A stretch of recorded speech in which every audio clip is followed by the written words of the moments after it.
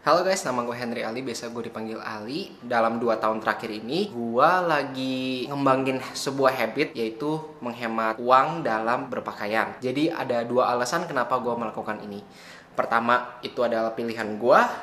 Kedua, itu adalah sebuah keharusan. Nah, di video ini gue akan coba mengupas detail dari alasan-alasan gue itu, dan semoga kalian juga terhasut untuk mengikuti habit ini.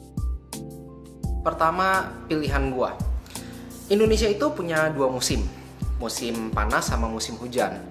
Tapi karena Indonesia itu negara tropis yang lembabnya luar biasa, udah gitu tinggal di Jakarta gitu ya, dataran rendah. Jadi mau hujan atau mau panas, pasti akan panas terus tiap hari. Dengan cuaca yang panas ini, kita akan lebih nyaman kalau misalkan berkegiatan dengan baju shirt biasa kayak gini, atau baju lengan pendek dan celana pendek. Jadi kita mau pakai jaket atau mau pakai celana panjang atau mau pakai lengan panjang, itu pilihan, ya sebuah pilihan lagi gitu ya.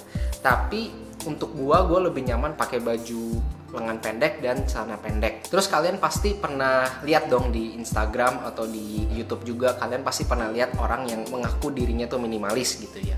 Jadi biasa tuh orang-orang minimalis tuh pakai bajunya tuh sama semua, pakai celananya sama semua dalam sehari-harinya, supaya waktu yang dipakai untuk milih baju itu tuh mereka bisa alokasiin ke waktu yang lebih penting lagi, misalkan buat kerjaan atau buat kegiatan sehari-hari lainnya. Gue juga nggak suka kalau misalkan gue harus ngabisin waktu banyak banget untuk milih baju gue dalam sehari-hari gue. Jadi gue ambil dari prinsip minimalis ini, tapi gue gabung dengan sense of fashion gue gitu.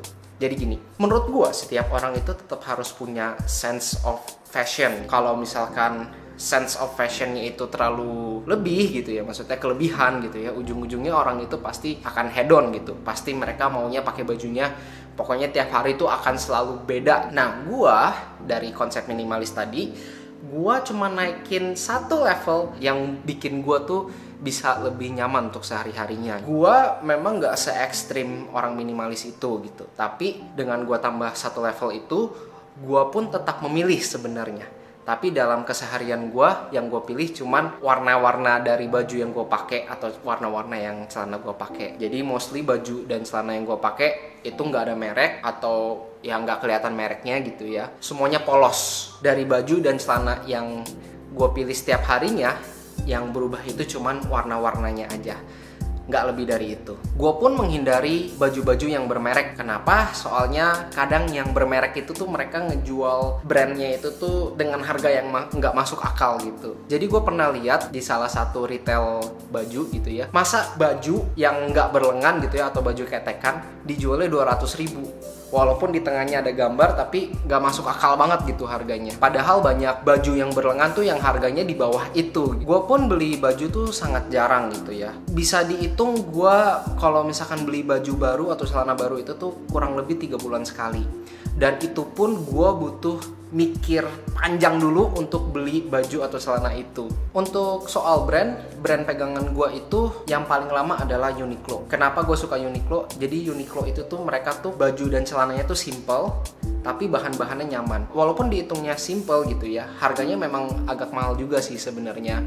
Cuman demi kenyamanan itu gue berani bayar mahal. Terus ada satu brand lagi yang gue baru ketemu akhir-akhir ini. Nama brandnya itu Rips Gold. Pertama gue kenal brandnya ini dari sponsor Instagram yang terus-terusan muncul di feednya gue gitu ya, di storynya gue. Nah, si Rips Gold ini dari sponsornya itu menawarkan banyak variasi baju-baju polos yang warnanya tuh lucu-lucu gitu, yang gue tertarik banget gitu. Kalau yang gue lihat sih kayaknya dia brandnya brand lokal gitu. Terus gue lihat Tokopedia-nya, gue lihat-lihat harganya itu setengah dari harga Uniqlo.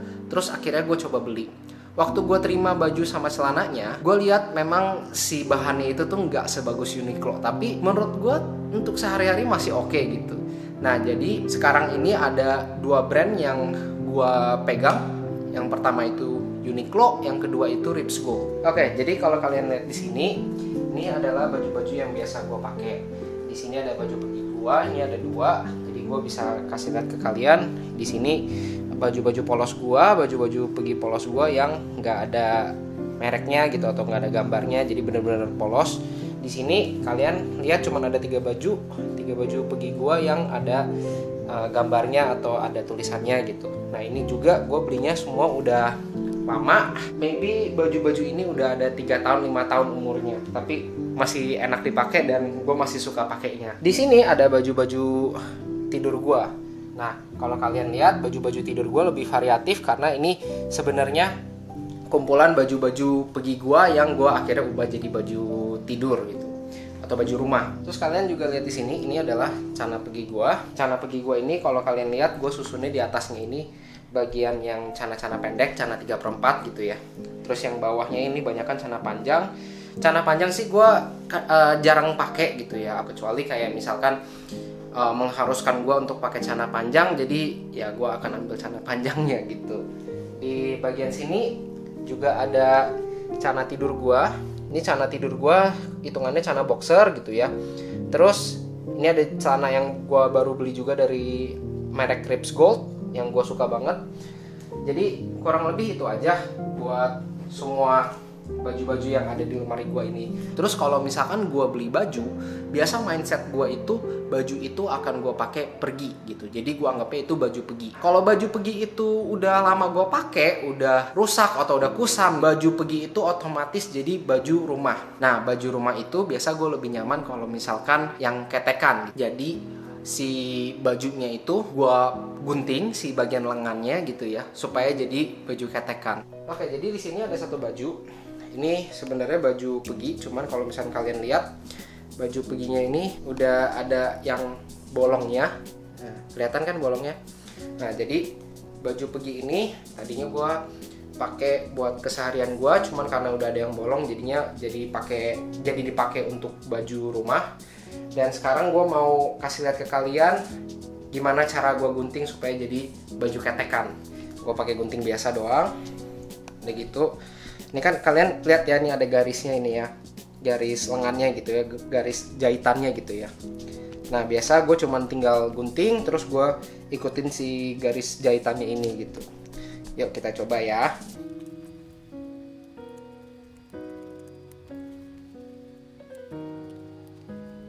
Oke, karena gue bukan tukang vermak profesional gitu ya, jadi hasilnya memang ya bisa dibilang kurang rapih sebenarnya. Tapi menurut gue daripada gue bawa ke tukang vermak yang ujung-ujungnya gue bisa bayar uang lagi gitu ya, maksudnya keluar uang lagi, mendingan gue gunting sendiri.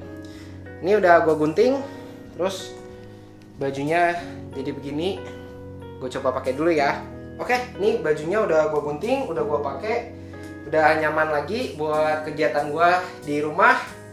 Oke, gue puas. Dengan cara ini gue bisa dapat baju ketekan yang gratis, bisa alokasiin baju yang udah lama jadi sesuatu yang baru lagi. Ya, daripada gue harus ngabisin 200.000 untuk baju ketekan yang super mahal itu gitu. Mendingan baju yang udah kusam gue gunting dan berubah jadi baju rumah gue.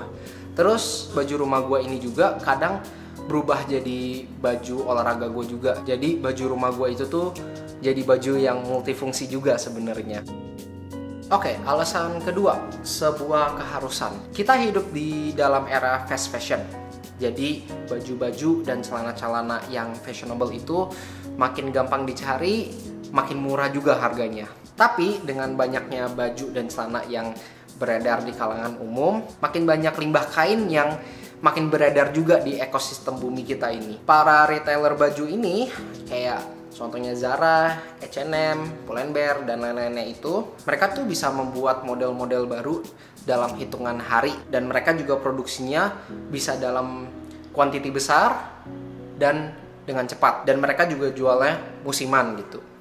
Kalau misalkan musim modelnya udah lewat, terus orang-orang nggak ada yang mau beli model itu lagi, pada akhirnya baju-bajunya itu nggak kejual, terus akhirnya numpuk di gudang. Karena mereka merasa udah dapat profitnya dari jual baju itu, baju-baju yang numpuk di gudang itu akhirnya harus dibuang dan akhirnya numpuk jadi sampah. Dengan gue mengurangi beli baju-baju baru, gue berkontribusi untuk mengurangi limbah kain dan limbah sampah baju lainnya untuk menjaga ekosistem bumi kita ini. Dan kalian harusnya begitu juga. Selain itu, lemari baju gue dan Dea itu nggak besar. Jadi isinya itu tuh harus seefisien mungkin dan semaksimal mungkin. Ini adalah lemari gua sama Dea. Kalau Kalau kalian lihat sebenarnya lemarinya kelihatannya gede, tapi isinya mah sebenarnya banyak banget gitu. Kalau misalnya kalian lihat di atasnya aja itu udah jadi gudangnya kita. Ini bagian gua bajunya di sini dan ada di paling bawah gitu. Gua nggak akan tunjukin yang lainnya karena hal privasi. Terus biasa baju-baju gua yang special occasion, kalau kalian lihat tadi di sana ada. Terus di sini juga banyak baju-baju special occasionnya gua sama Dea gitu ya. Misalnya kayak dress-dress, kayak jas-jas kayak gitu ya. Di atas juga kalian bisa lihat itu banyak tas-tas kita juga yang belum kita mau pakai, dan mungkin kita pengen simpen untuk kedepannya gimana gitu, atau misalkan kayak special occasion juga gitu. Di bawah ya selimut-selimut dan handuk-handuk dan lain-lainnya gitu. Baju-baju yang kita sering pakai kita simpan, baju-baju yang jarang kita pakai kita akhirnya sumbangin. Baju-baju yang jarang kita pakai akhirnya kita kumpulin, terus kita bawa ke organisasi atau orang-orang yang membutuhkan. Kalau gue sama Dea percaya sama Seci. Mereka tuh udah terkenal banget dengan bidang sukarelawannya mereka. Jadi biasa Seci ini terkenal dengan barang-barang sumbangan yang mereka terima tuh pasti sampai di orang-orang yang memang membutuhkan. Si Seci ini bukan organisasi sembarangan. Oke, terkadang gue harus melanggar habit gue ini di momen-momen tertentu atau acara-acara tertentu. Contohnya pas Chinese New Year atau pas Xinjia. Ada tradisi di keluarga gue, di keluarga Chinese. Biasanya kalau misalkan Xinjia atau Imlek atau Chinese New Year, kita tuh diharuskan untuk beli baju baru supaya kita tuh bisa mengundang hoki ke dalam diri kita. Itu udah tradisi keluarga gua sama Dea, dan gua sama Dea harus menghormati tradisi yang udah diturunkan oleh nenek moyang gua dan Dea itu. Oke, itu aja untuk video kali ini. Jangan lupa komen di bawah, di like juga, terus follow atau subscribe. Gue sih berharap kalian bisa mengikuti habit ini juga. Pertama, impactnya ke bumi kita ini nih sangat besar. Kita nggak bisa memanjakan brand-brand besar ini gitu ya, para retailer besar ini untuk mengikuti sistem fast fashion, karena impactnya buat kedepannya gitu ya, buat kehidupan anak dan cucu kita nantinya, generasi selanjutnya itu akan besar. Dengan habit ini hopefully bisa mengurangi kerusakan pada ekosistem bumi kita. Oke, thank you yang udah nonton. See you in the next video.